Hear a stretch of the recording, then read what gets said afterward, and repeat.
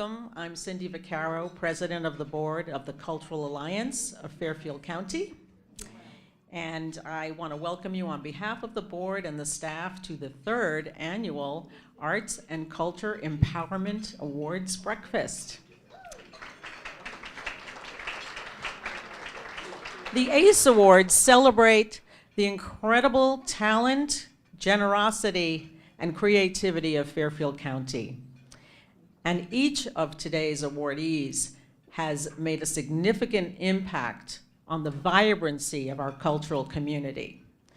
So I'd like to take a minute to thank a few people without whose dedication the Cultural Alliance would not be where it is today, namely a growing, thriving organization that promotes, advocates, and connects artists, audiences, and professionals.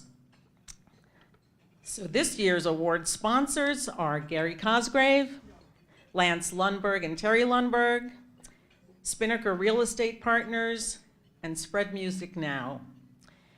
Our major business sponsors, platinum sponsors Cohen and Wolf, Hobbs Incorporated, and United Capital. Our gold sponsor is Bank of America and Studio 2.0. Our silver sponsor, Purdue Pharma. And our media sponsor is Moffley Media. And I'd like to thank our co-chairs, Lisa Hobbs and Susan Becker, and of course our illustrious staff, Angela Whitford and David Green.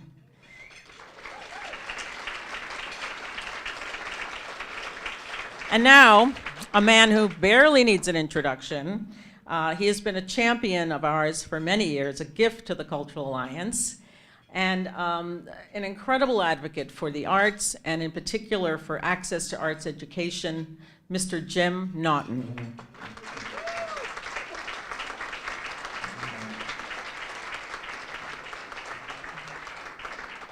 Good morning, everyone.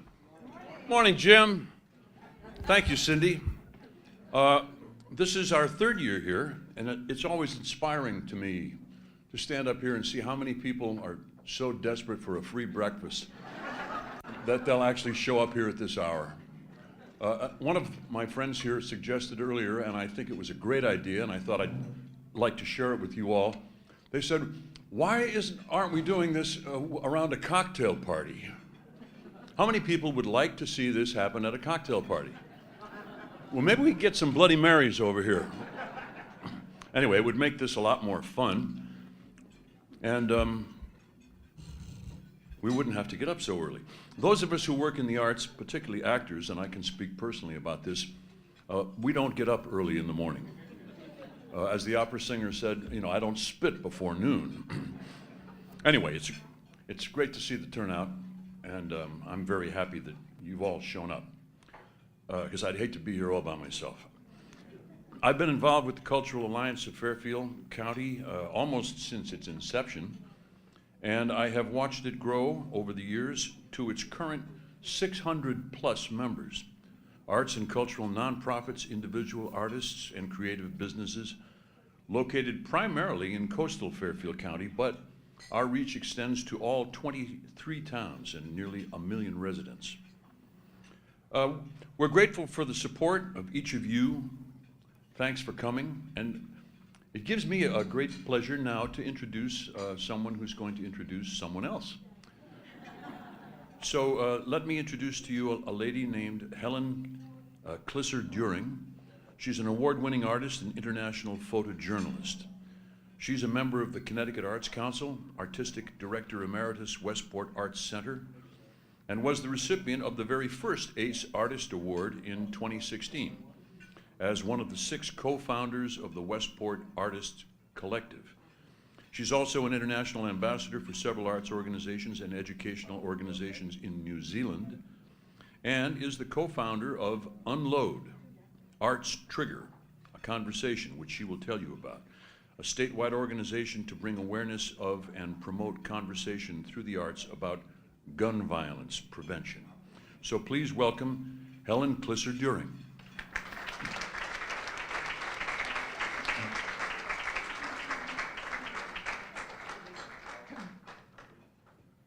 Well, good morning.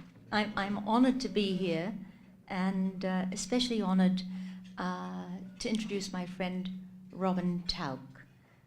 But that was a very nice introduction, Jim, and I wish I could live up to a little bit of that.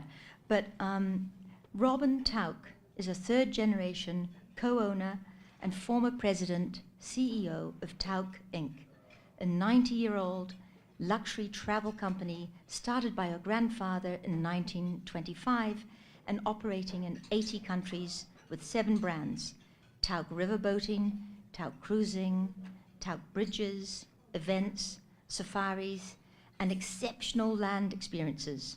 Tauck is in its 93rd year in tourism. And I happen to be a first-time Tauck tour tourist on a high, having just returned back from France with Robin on an incredible river tour down the Rhone. We started in Paris, then went to Lyon, took a river boat, and glided down the river. And one of the moments that I'll treasure, and there were many, was to be able to read Van Gogh's letters to Theo, his brother, in Arles, and sitting there and just feeling so fortunate that I was in the safety of a group of fellow travelers that were looked after by Tauck Tours. And to see Robin in action, this is the character of a person.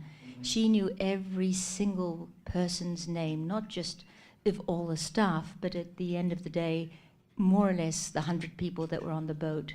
And when they say tourism cares, that's the essence of Robin Tauck. But back to the bio. Robin is the chair of Tourism Cares, global network whose mission is to create tourism network of social impact globally and to enhance our world treasures for future generations. She chaired the 2018 event in Jordan for the Middle East. A 40-year travel leader, Robin is an industry advocate for economic development through global tourism, engaging authentic cultural experiences and public-private partnerships in sustainable tourism and heritage protection. She was the founder of Tauck's World of Giving, now Tauck Impact, honored by the President and the White House for voluntourism in our national parks. Robin then served on the Centennial Advisory Committee for the 100th year of our national parks. Robin is the U.S. Commissioner to UNESCO World Heritage, and which is at the U.S. State Department on all matters of the 1,073 sites in the world, including the 33 endangered sites as a result of war, looting, destruction. Robin lives in Westport, Connecticut, and was recently honored at the Connecticut Women Hall of Fame for Global Impact 2015. Robin and her family are major supporters of Westport's cultural institutions and youth education programs. Robin is fully engaged. She looks, she sees, she acts, and she cares. May I introduce Robin Tauck.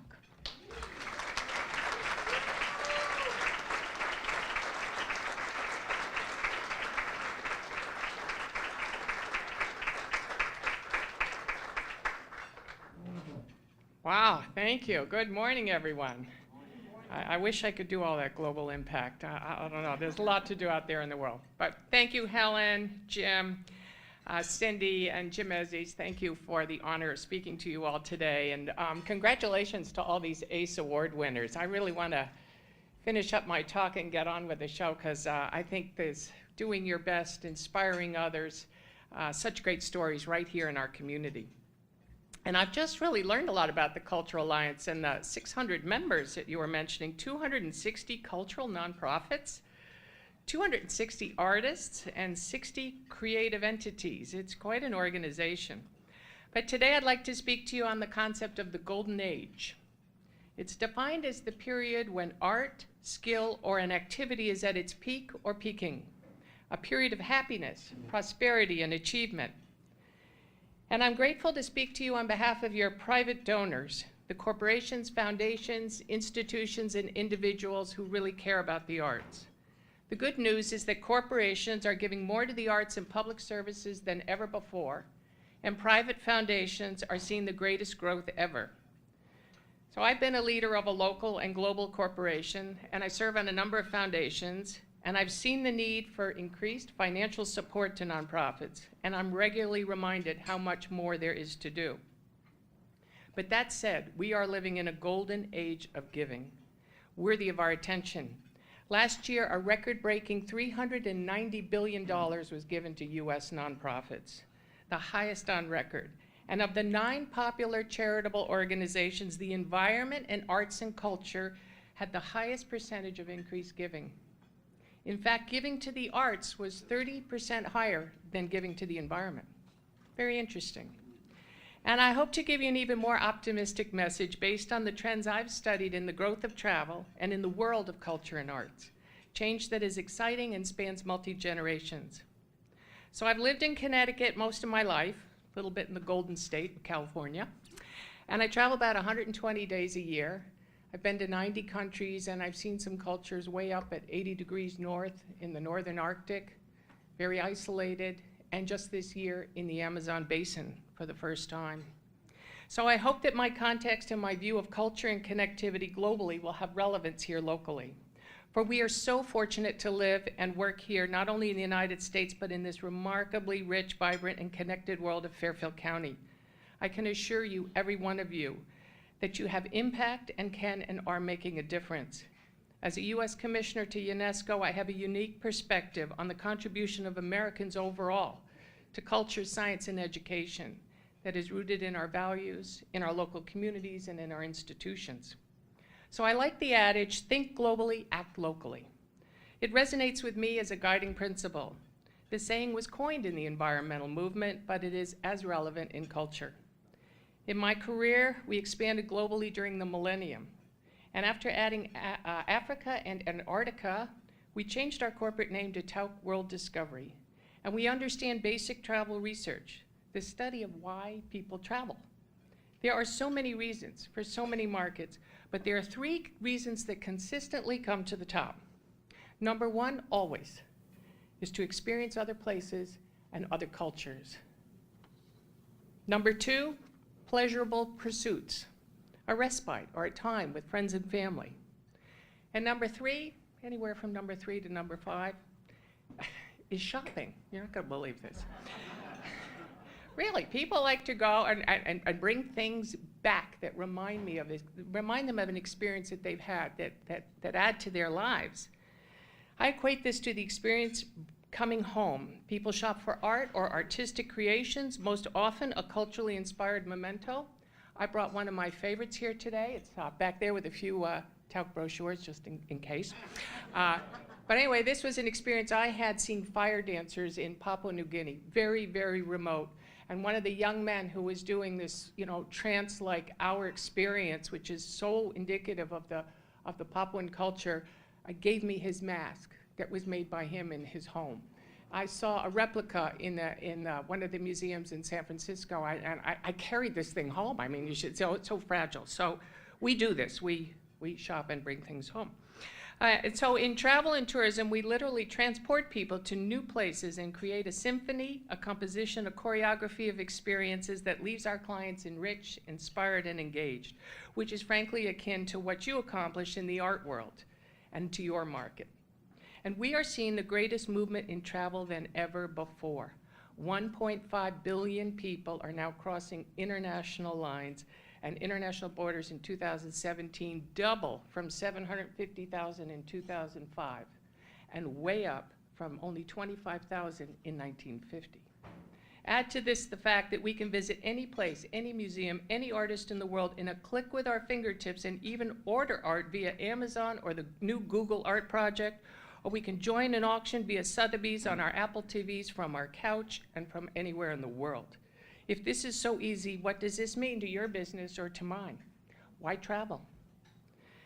Yet we are seeing a phenomenon, the golden age of travel with the fastest growth in decades, fueled in every generation. I can see we will experience a golden age of the arts and a golden age of culture and connectivity, the likes of which we've never seen before. Today, travel and tourism, for which cultural immersion is the #1 reason, is growing faster than any other sector. By the numbers, it adds 8 trillion contribution to the global economy. They travel, 1 in 10 people work in the hospitality industry, and the growth rate is 4.6%, up 50% from average GDP rates, surpassing automotive, financial services, mining, agriculture, and manufacturing, such that 83% of the world's emerging nations focus on travel and tourism as their fastest source of economic growth. And the travelers travel to experience culture and the arts, traditions and intangible culture, dance, language, food and culinary, visuals and storytelling. Emerging nations, and in fact every nation in the G20, including the US, are enhancing their arts and culture. In 2018, Saudi Arabia just announced the opening of 33 new cultural heritage sites and the opening of their country. What has changed more dramatically is this golden age of communications. Just 3 years ago, only 66% of us had mobile devices as part of our everyday life. Today, websites are reinvented every 3 years, and mobile has replaced desktop as our primary device. Membership alliances, such as yours and those that we belong to, have huge power to connect to people and connect to their audience, both on a personalized one-to-one basis and to massive markets 24/7 in a click, to instantly create a large following for a pop-up event, a cultural exhibition, a new art show. In fact, there's a pop-up event tonight in Westport that somebody wanted me to mention, so be sure to go to the Westport Art Center. Click of the finger, right? The laborious traditional marketing of my day are already long gone. People don't want to read words anymore. They want the visuals. The more authentic, quick, inspiring, and special, the better. In my tenure as CEO of Tauck, we printed 10 million of 20 catalogs a year. Yet today, a good 40% of our marketing is via visual prospecting and video clips, and the public immediately engages with us. We are really a marketing company, more so than a travel company. And your Cultural Alliance is a marketing entity here to serve the interest of its members. I believe your leadership is spot on to put forward an overhaul of your old 2009 website and social strategy. It's absolutely critical in 2018. For those of you who don't know, the Cultural Alliance of Connecticut, along with BCS Interactive of New Jersey, is close to realizing a fantastic digital campaign. Launching this July is a dazzling website whose digital platform will elevate your 600+ events and immediately connect this vast market to you, your work, and your posts. When I heard this, in the struggle of the final funding, there was only one thing I wanted to do more than to get up early and accept this award ceremony, and that is to donate immediately to your social strategy. And so we did, and gave $5,000. Now thank you. My foundation is a rather small mother-daughter family foundation with a simple motto: culture matters. It's a perfect fit to yours. We give globally, nationally, and locally to support cultural agents of change and to improve quality of life. And you have found us, and we can lead you to others. Now, normally our budgets are long spent for 2018 by now, but we were able to repurpose some of the web funds that we allocated to New York's World Monuments Fund and its new multilingual, multicultural website to showcase the arts and culture of Havana, Cuba, which have long since been hidden away. They agreed, and we share this effort now with the website for the Cultural Alliance of Fairfield County. We couldn't be more delighted. You have a solid, dedicated web plan with a simple need of more funding, and that's think global and act local. Your goal, I understand, is only $15,000 to finish the project, and my daughter Colleen and I have granted $5,000 in May, and today and throughout June we will match any and all donations of any amount up to $2,500 for a total of $10,000. So together we can do this. And in closing, thank you. In closing, I wanted to provide 3 snapshots of social and digital changes in culture and the arts world that may help you understand the golden age. First, the #1 museum in New York, the New York Metropolitan Museum of Art, has its 450,000 collections and upcoming exhibitions open fully in the public domain and online. Full access, no longer a pins and needles wait for the elite art collectors on Madison Avenue. The Met's digital and video programs are now available in 27 languages. and chief curators, PhDs, once seen as the visionaries for our most prominent art institutions, may be augmented now by the public. People are engaging online with museums, and more often they are creating the vision, not the boardroom. Thanks to technology, power has been given to the people, we, the users. Finally, on May 17, a new foundation in Westport launched its $1 million fund to advance the arts of the homeless and disadvantaged communities with a sold-out art show from CLASP, Homes of Hope, Project Return, and others. Via social media alone, the world of happiness and engagement opened up to a segment of our society who never thought their artistic contributions matter. Well, they do. Culture matters. Harness the power of people to the Cultural Alliance, work together for the benefit of all. You are stronger together. And as your saying goes on the new website, when the arts flourish, so does Fairfield County. As you launch the new website in July, I believe one of the first tabs should be these ACE Awards, dedicated to arts, culture, and empowerment. Great stories of success. So let's celebrate and honor the 6 winners today and harness the gifts of the remarkable early risers, all of you in this room today. May you all reap the rewards of this golden age. Thank you.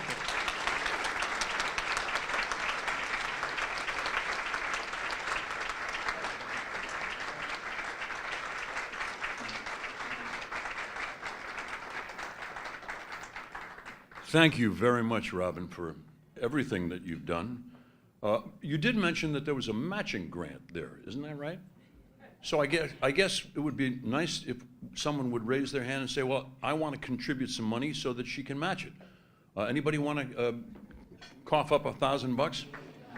Oh, we have one back there and one right here. That's 2 right there. Do we have somebody who's going to run to the back of the room and collar the fellow who volunteered to? We have envelopes on our. You have an envelope on the table. Did I see someone else there?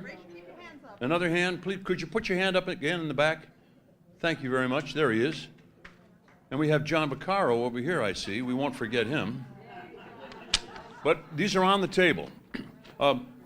So we have to. Oh, is that someone else back there who just raised her hand? You better be careful. Have you never been to an auction before? Well, there's a couple of $1,000. Anybody want to kick in $500 while we're here, while we're standing here, before I introduce the next? Oh yeah, there's a $500. There's 2 right there. There's 3. There's $1,500 right there. 1, 2, 3. And we've got someone who's coming over to write down your name and your license number. How about $250? I've got $250. Anybody else? There's 1. And there's 2. Jim Ezzies, thank you. And there's 3. And I'm 4. Did I say that? I obviously have had too much coffee and not enough Bloody Marys yet. But there's 4 more at $250. Anybody for $100? There's 1. There's 2. There's 3. We're going to need more hands here. We need more people to keep your hands up at $100. Thanks very much. Look at them all. Go, go, go. Well, thank you all for your generosity, and thank you, Robin, for inspiring this challenge, which people are really up to at this hour. Maybe they just aren't aware and awake yet. They don't know what they're doing. At lunchtime, they're going to go, what was I doing this morning? I didn't say that. How are we doing? Have we got everybody who had $100? We got one in the back there? Good. We have 2 and 3 in the back there. All right, here we go. All right, well, we're going to continue with the program. As my father used to say, a fool and his money are soon parted. He actually did say that. So we're here to honor today our 3rd class of ACE recipients. And I'd like to kick off the presentations with our first award. The first one is to an artist. It recognizes an individual or a group of individuals who demonstrate commitment, creativity, and excellence in their respective fields in Fairfield County, along with a commitment to community. And our awardee this year is Megan Bonneau is Megan Bonneau McCool. She's a multi-talented artist trained in classical ballet, jazz, and modern, who danced as an apprentice with the New York City Ballet. She currently teaches ballet in Stamford and is an active volunteer with Stratford Academy's Cultural Arts Program to bring hands-on experiences and multicultural performances to the students. Megan Bonneau McCool.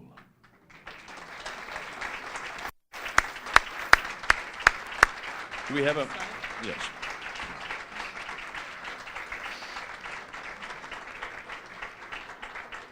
Would you like to say a few words? I'll hold that for you.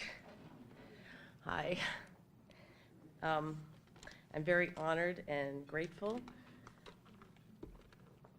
to have been nominated by the Stratford Placemakers and chosen by the Cultural Alliance for this ACE Artist Award. It's an amazing feeling to be able to do what you love, to find avenues to teach and give experiences to others, and to realize over and over that it really does make a difference.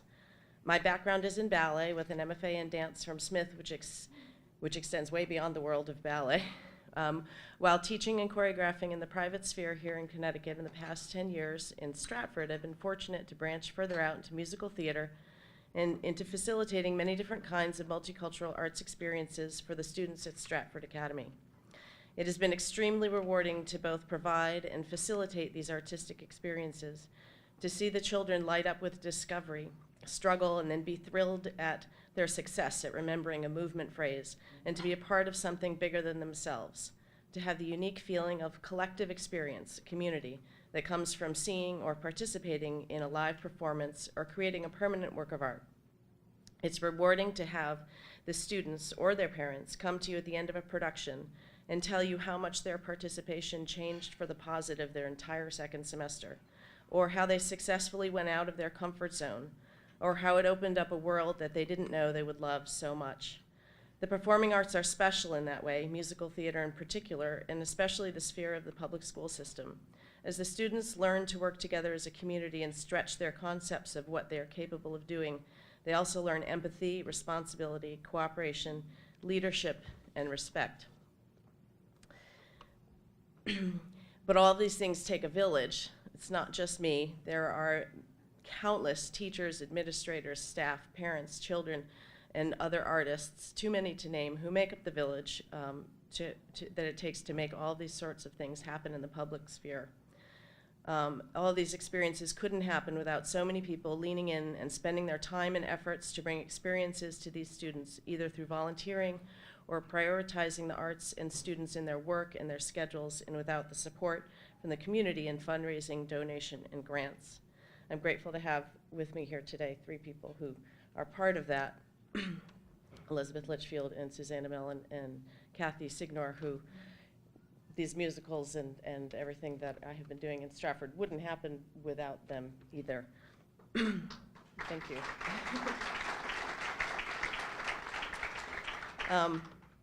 It's a time of a bit of turmoil in Stratford with regards to the public school system and students, and while some things are being torn apart, I do hope that we can continue to find a way to use the arts to help to bring everyone together. I'm very excited by both the established and the new artistic energy pulsing through Stratford, and look forward to being a part of its future. Thank you again. Thank you. Nice to meet you. Oh, yes.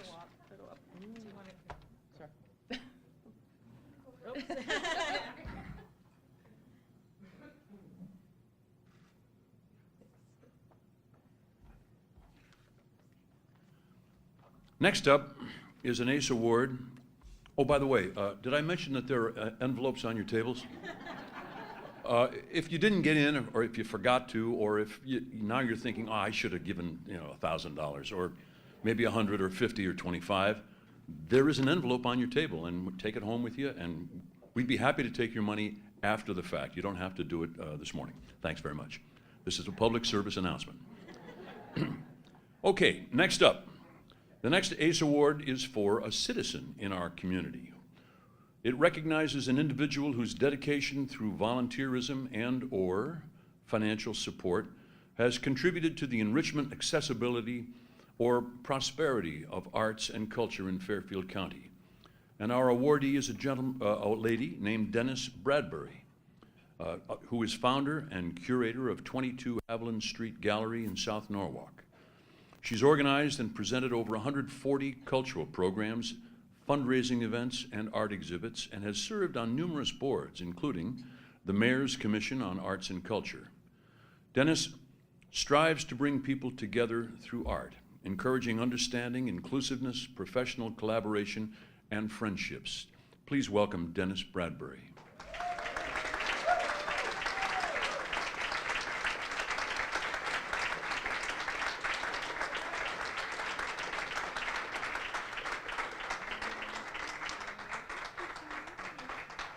Can we hold that for you? I'm so excited. All right. So it's an honor and a joy to accept this award and to celebrate a common mission with each of you. Thank you to the Cultural Alliance of Tireless Advocacy for bringing us together. The recognition has challenged me to consider why I opened 22 Haviland Street Gallery in 2003. By then, I had already enjoyed a professional photography career as a photojournalist for 30 years. And as an arts educator, I knew that I could help artists follow their vision to get to the heart of their art. It was when I moved to my diverse, vibrant inner city neighborhood on Haviland Street in 1999 that I got excited, truly, about creating a space to bring that diversity together with artists and visitors through art. I started volunteering as a translator at a health clinic in an anti-poverty agency down the street. I met neighborhood women there who I invited to join me in a weekly intercambio in my house where we could exchange language practice with each other. Through bilingual poetry, art, and conversation, it was a hit. Here's where art's power as a global language to enable people to see beyond their differences and connect face to face. So, when I was ready to hang my handmade open sign outside the door to welcome people in to the first art show in my 130-year-old house, I thought, I know I can do this. I'm not even 100 yet. We've now presented, as Jim said, over 140 art exhibitions and events at the gallery by more than 500 established and emerging young artists of every stripe. The Connecticut General Assembly has thanked us for, quote, being a landmark arts location in South Norwalk's vibrant art scene, continuing to enrich the arts in Norwalk, unquote. On August 3rd, we will be celebrating our 15th anniversary. My invited guest this morning is Pierre Antoine. Pierre, raise your hand, buddy.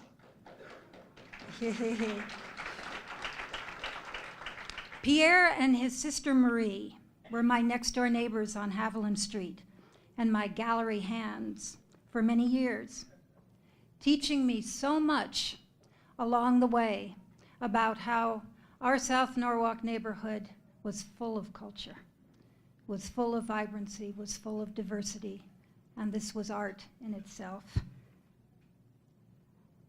We became lifelong friends, and I think that's what it's all about. Before I say thank you very much, I wanted to tell you a piece of synchronicity that I just found out about today. This is a little story. Junior and Pierre Antoine Jr. told me that today, this afternoon, he and his family are moving into a new apartment, a new beautiful apartment. right behind my house, which is part of the Choice Neighborhood Initiative in South Norwalk, a project that has been part of a partnership with HUD, the federal government, as well as municipal and state. And in this project, people in public housing in my neighborhood will not have to leave. They will be a part of the community for as long as they would like. We'll be having a mixed income facility that is under construction. And in the meantime, there are new apartments where people can stay until that point.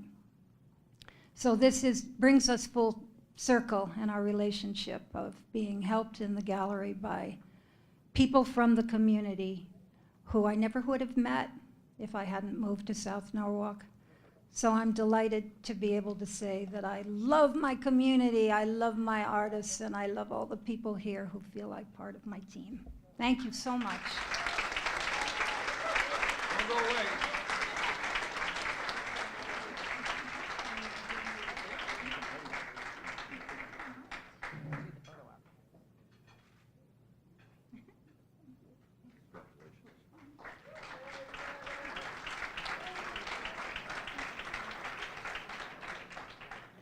Congratulations, Dennis, and thank you very much for what you mean to our community. The next award is for corporate. It recognizes a corporation or business entity that through encouragement and patronage has helped broaden interest in and/or sustainability of arts and culture in Fairfield County, or that has made a significant contribution to the economic development of its community through the creative sector. Picture That Art Consultants is a Stanford-based company of international fine art experts and appraisers who create private-public partnerships with state, community, and nonprofit stakeholders to produce projects of lasting value. Valerie Cooper is a former board member of the Cultural Alliance of Fairfield County. She served 9 years on the board of Norwalk Community College Foundation, is an adjunct professor for the college in the Humanities Department, and is a current member of the newly formed Stanford Arts Commission. Please welcome Valerie Cooper.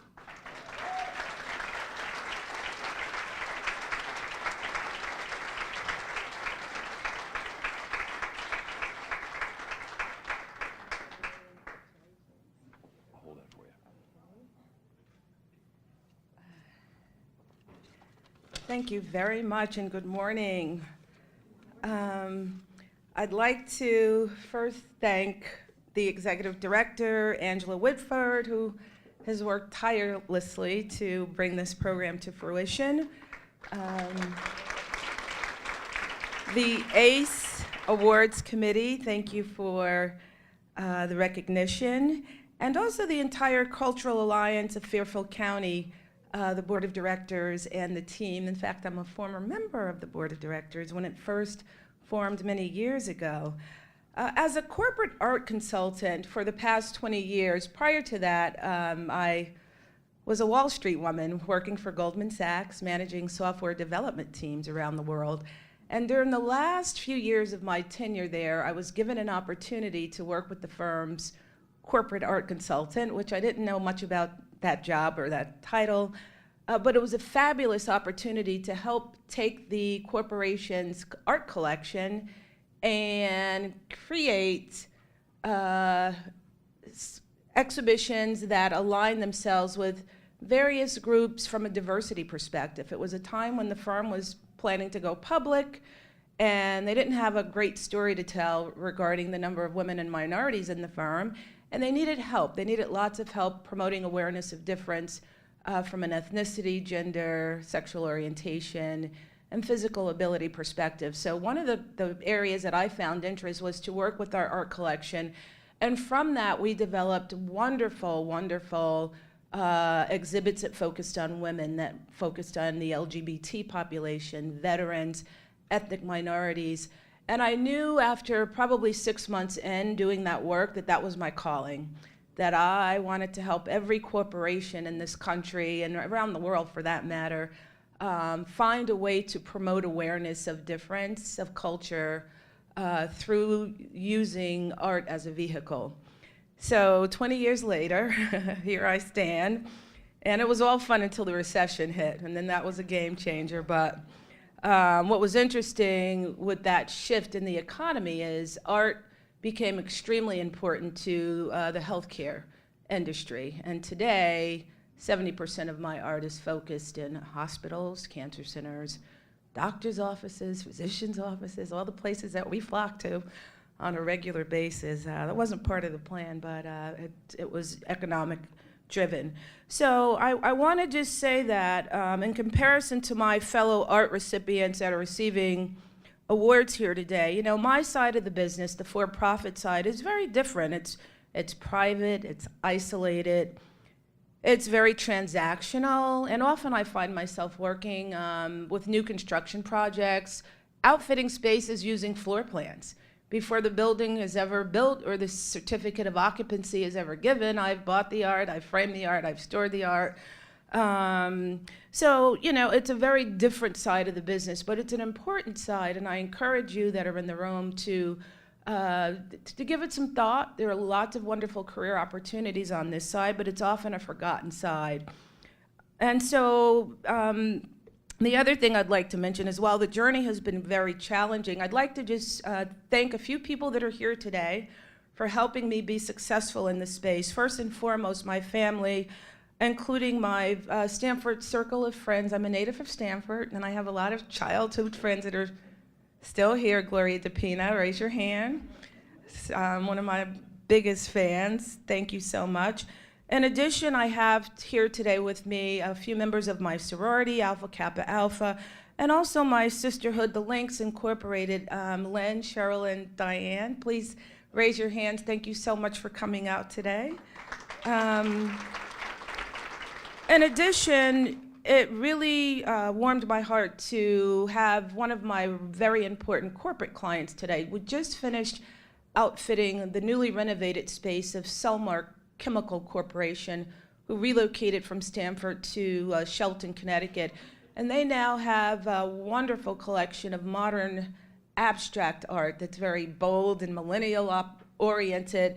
And what was really neat about that project is we were able to take some really well-respected modern art prints that were from the 70s timeframe, along with their antique maps collection, sell that off at auction to underwrite the new acquisition. So Kate Kaminsky is actually in the room here today, and I worked tirelessly for Kate. Kate, raise your hand, please. Okay, that's Cellmark Chemical Corporation. And then last but not least, you can't get it done without the operational folks that help you get the art framed, get it transported, get it installed, make it all look really pretty. So when you have that final walkthrough with your clients and go, voila, you know, if it weren't for the Deloge brothers, Steve and Chris, who have, by the way, 7 galleries here in Stamford, Connecticut, Rockwell Art and Frame, they're my back end, they're my engine, and without them, the car wouldn't start. So Steve and Chris, thank you very much for your contributions to the cause. And finally, the artists that are in the room, I know Suzanne Benton is here and several others. It's always a priority for me to use as many local artists, to buy art from as many local artists and photographers and sculptors as possible when I'm outfitting various spaces. So I'd like to thank the artists for your creative contributions to the cause, and I look forward to strengthening my partnerships with local artists in particular so that we can continue contributing to the economic development of our community through the wonderful world of art. Thank you again.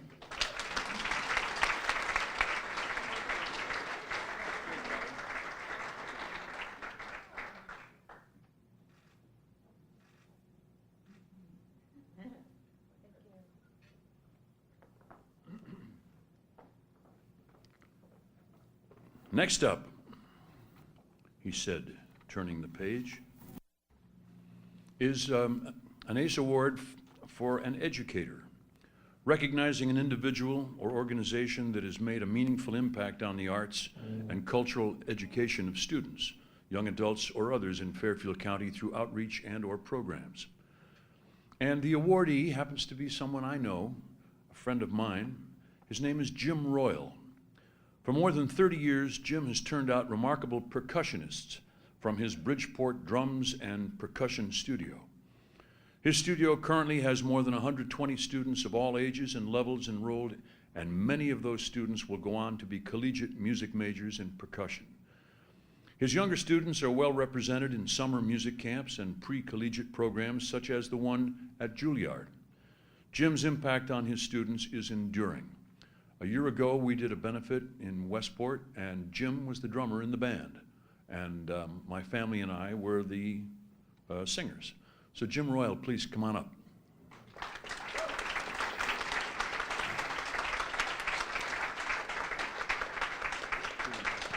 Thank you.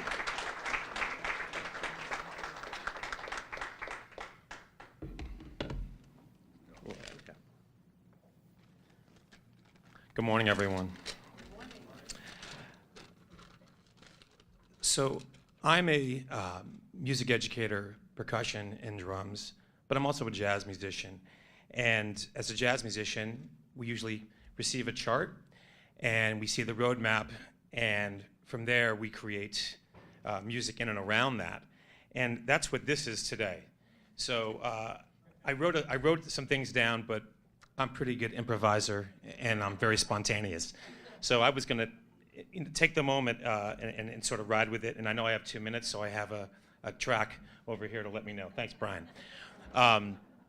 So I want to thank everyone at the Cultural Alliance of Fairfield.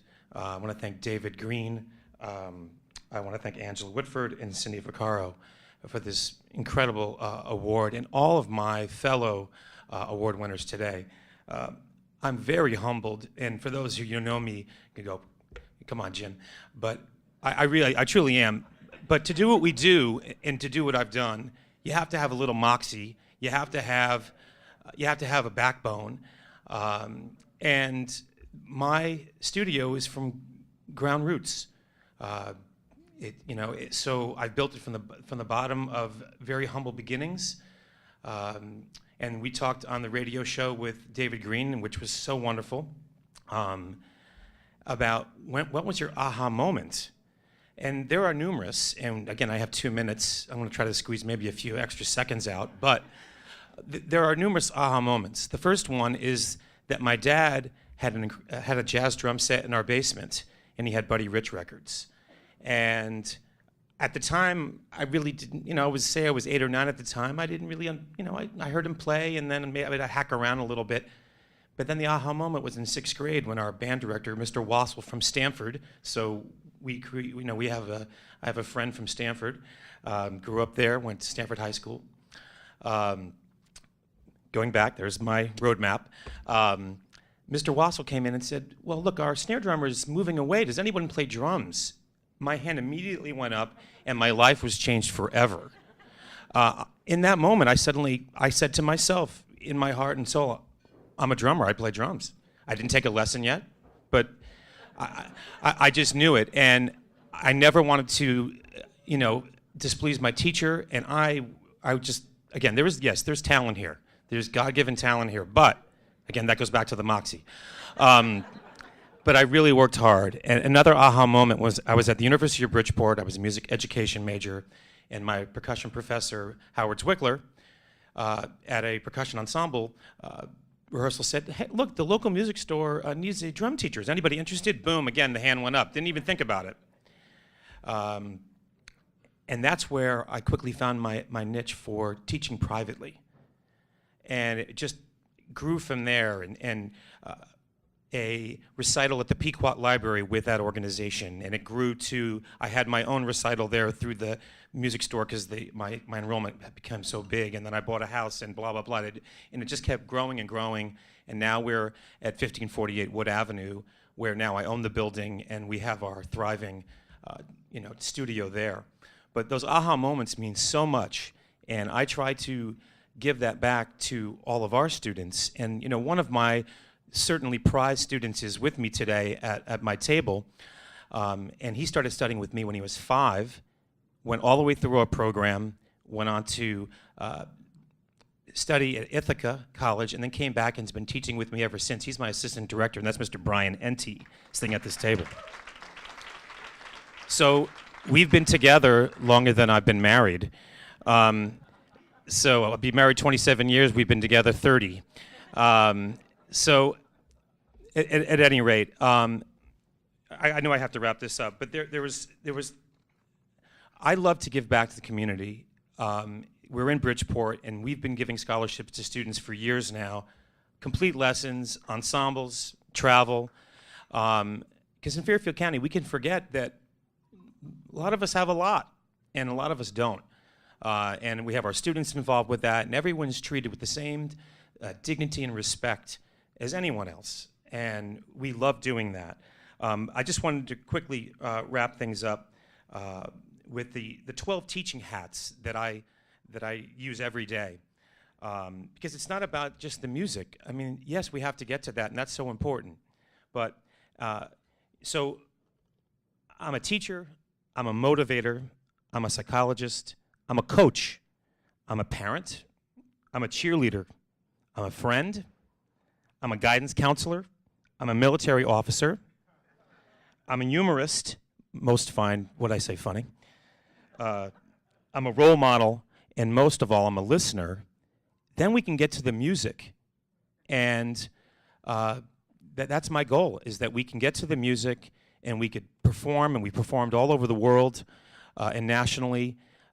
And I wanted the kids to have something that they could take forever, whether they go on to music or not, that they come back to me and say, Jim, what we did changed my life, and that's all I need. So I also want to thank, quickly before I wrap it up, my lovely wife, Allison, who I've been married to for 27 years, who's put up with my crazy artist antics. Thank you, Allison. And thank you again so much for this award, and I truly am humbled. Thank you.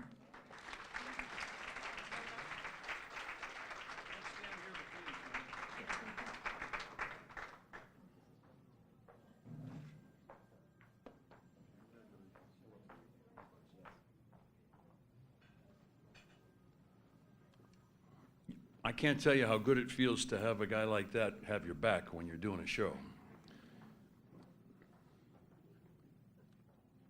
Our next award is for a nonprofit. It recognizes a nonprofit leader of an arts and cultural organization that has made a significant contribution to Fairfield County through visionary leadership, innovative change, community engagement, or artistic excellence. New England Dance Theater in New Canaan, Melissa Engel, board president. Now, NEDT, New England Dance Theater, works to inspire and create awareness, access, and appreciation of the arts through dance, reaching Fairfield County residents regardless of ability to pay. Each year, NEDT raises funds to distribute free tickets to their performance of The Nutcracker, and arranges transportation to the show to guests from local family and youth services organizations in the community. They also offer free performances at schools, hospitals, and senior care facilities. Melissa Engel, please welcome Melissa.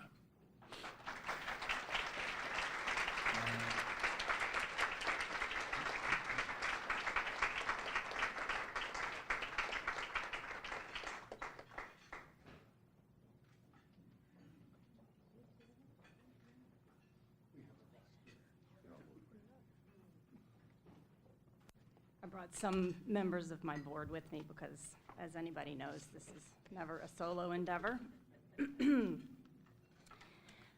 My name is Melissa Engel, and last year I would just like to say that the New England Dance Theater and the Norwalk Symphony Orchestra collaborated for the first time to debut The Nutcracker as the region's only live performance of the ballet with live orchestra music, and it was a real thrill.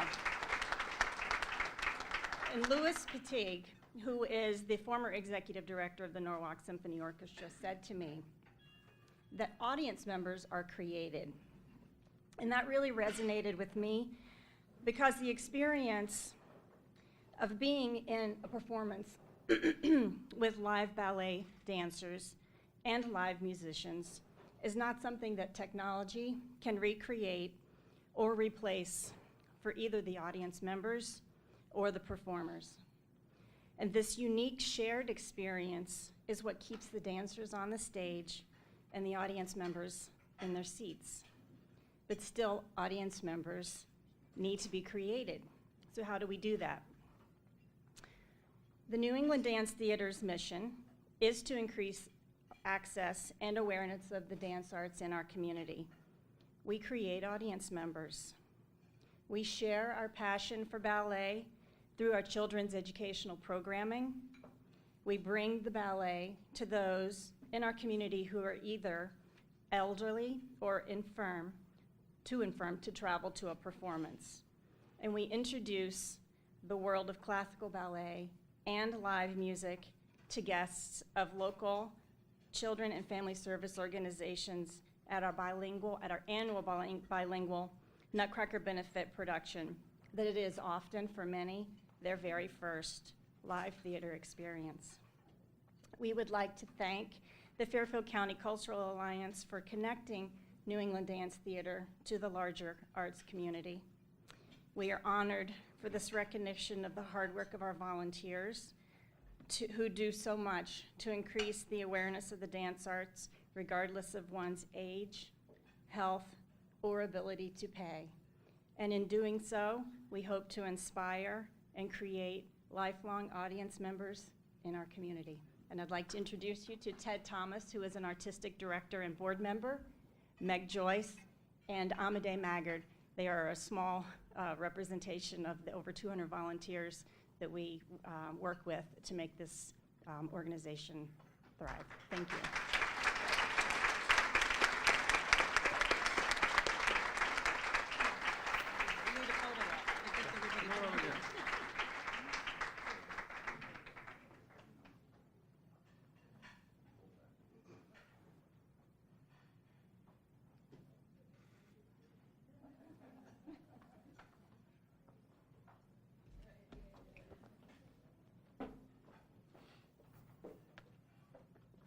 Thank you very much, Melissa. This year, the Cultural Alliance of Fairfield County is proud to present a special President's Award to the family of Bert Chernow in recognition of the powerful impact he made on Fairfield County's arts and culture community. A renowned art historian, art critic, writer, educator, and arts advocate, Bert began accumulating the artworks that today form the core of the Westport School's permanent art collection. Selections from the collection now number more than 800 paintings and sculptures, in addition to the works of well-known cartoonists and photographers, which are rotated through Westport's 8 schools, town buildings, and offices. He was involved in various local arts organizations, and he was a founder of the Westport Arts Center. Perhaps his most significant contribution was as the founder and director emeritus of the Housatonic Museum of Art, where he was instrumental in helping to build its collection by soliciting artists, collectors, and friends for donations to the museum. The collection has become one of the premier college art collections in the United States, now housing more than 4,500 artworks. Over the years, Bert touched the lives of countless artists within our community. Today, his writings, essays, photographs, lectures, and more can be found in the Smithsonian Archives of American Art, leaving an important legacy for future generations. Please welcome, I'm proud to say, my friend, his widow, Ann Chernow, his daughter, Perrin Stein, and Robin Zella, director of the Housatonic Museum of Art. Ladies.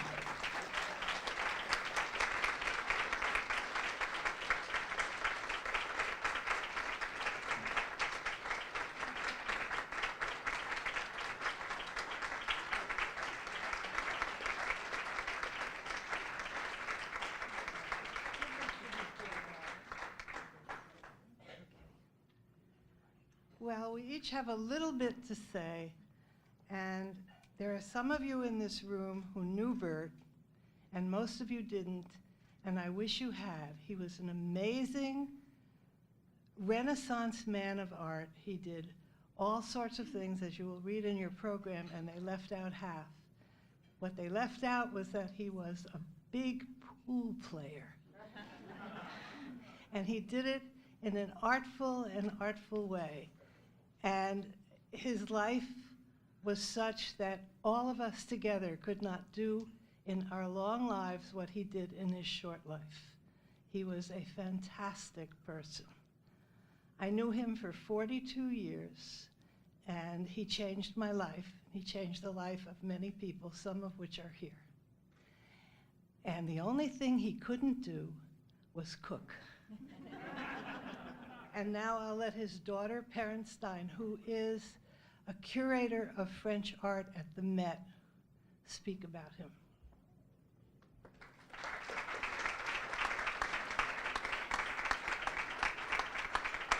Hi, good morning.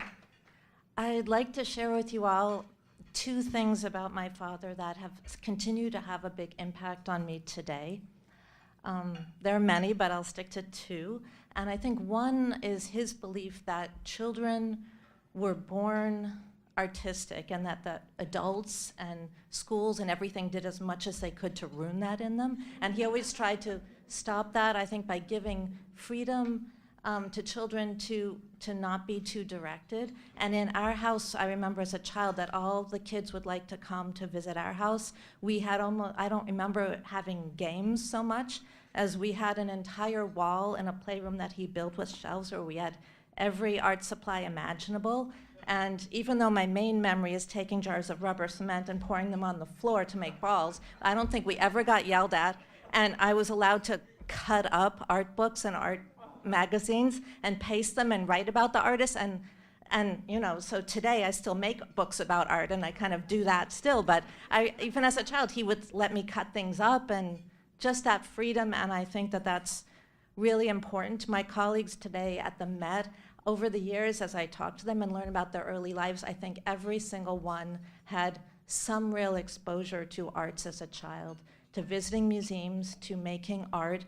And my father was right. It was critically important, that exposure and what it can do to people later. So that's one thing. And the other thing that I think of often in my adult career is in the early days of the Housatonic Museum, before there was a gallery that Robin will talk about, the art was just spread throughout the school, and it hung in offices and hallways, in bathrooms. And I remember him telling me sometimes that that he would have discussions like with secretaries about what painting he would choose, and they would like to go behind their desk. And he had a real belief in everybody's visual literacy and everybody's opinion.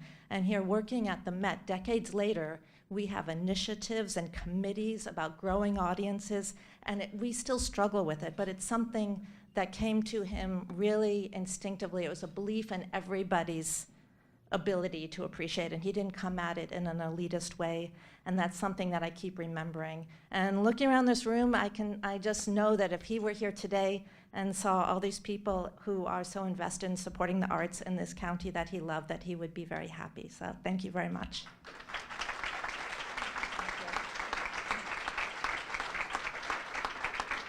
Hello, my name is Robin Tauck. I'm the director of the Housatonic Museum, and yesterday was my 20th anniversary there, so I've been laboring, trying to live up to Bert all this time. It's not an easy act to follow, as you can tell. And I only met Bert one time, actually. I was working with David Kinsler, who was a professor. Bert had retired from the college at the time, and they had taken an exhibition that I had curated at another university, Eastern Connecticut State University, and they installed the show and they invited me down to see it.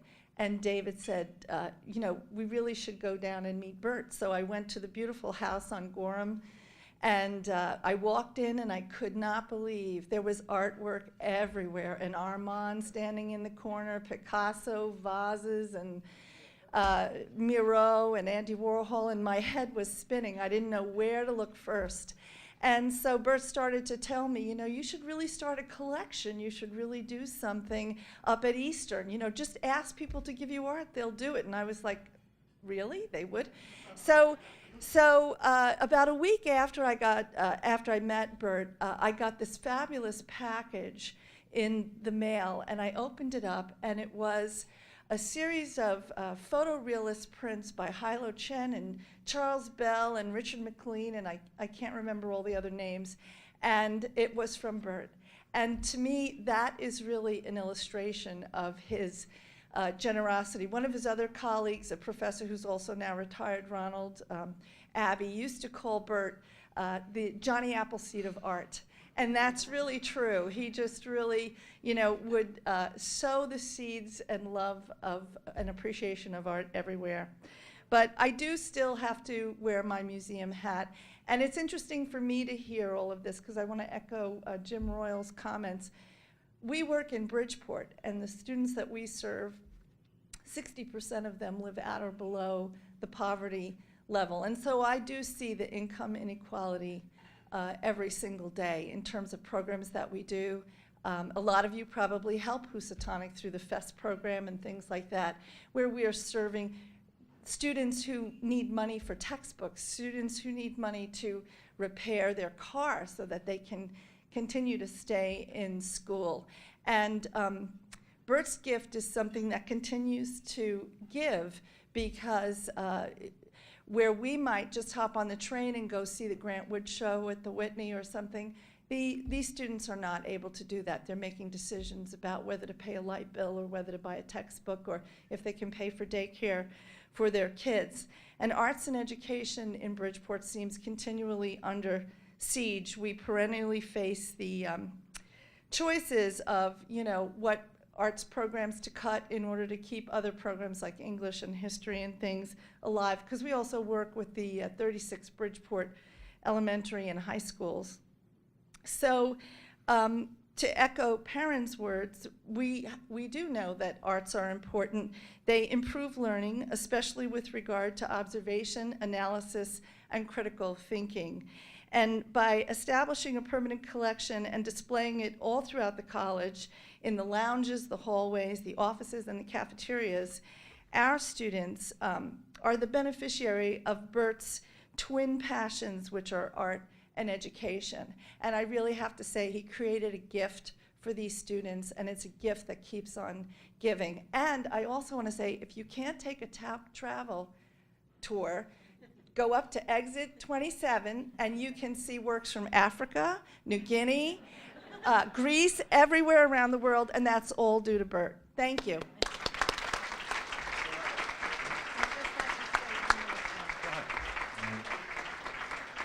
I'd just like to tell you one incident which shows how Bert collected art for Housatonic and the Westport School's Permanent Art. We were on the subway in New York, and we overheard a conversation of two well-dressed gentlemen, and they were arguing. And finally, it was about art. It was about African art. And apparently, one of the gentlemen was going to donate a collection of African art to Howard University. And the other gentleman was from Howard University.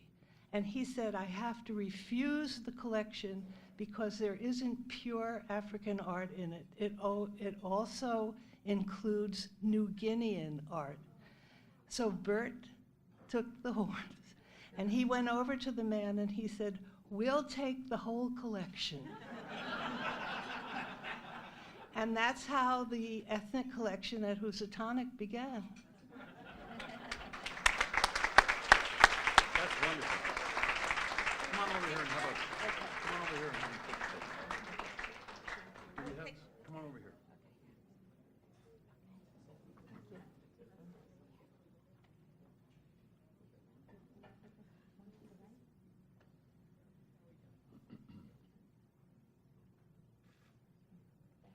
Before you go. Well, that brings us to the end of the program. I just wanted to say one thing.